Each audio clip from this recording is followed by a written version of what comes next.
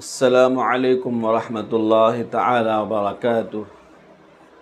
ایک بھائی صاحب نے سوال کیا ہے موبائل کے تعلق سے۔ سوال: اگر کوئی شخص کسی مسافر کو لینے کے لیے یا رخصت کرنے کے لیے ریلوے اسٹیشن یا ایئرپورٹ یا بس اڈے وغیرہ پر پہنچے، حالانکہ اس کا سفر کا ارادہ نہیں ہے، تو ایسے شخص کا ریلوے اسٹیشن یا ایئرپورٹ یا بس اڈہ وغیرہ کی بجلی سے فائدہ اٹھانا اور اپنے موبائل کو چارج کرنا کیسا ہے؟ جواباً عرض ہے، ریلوے اسٹیشن، ایئرپورٹ وغیرہ کی بجلی سے موبائل چارج کرنے میں کوئی حرج نہیں ہے، کیونکہ یہاں جو لوگ بھی آتے ہیں، خواہ سفر کرنے کے ارادے سے آئیں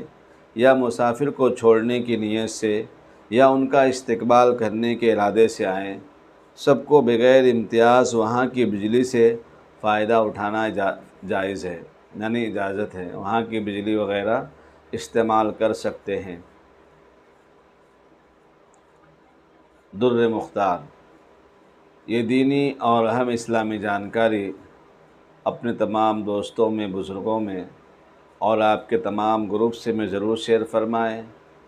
تاکہ یہ چھوٹے موٹے مسئلے مسائل ہم سب کو جو ہے حاصل سیکھتے رہیں اور فائدہ اٹھاتے رہیں۔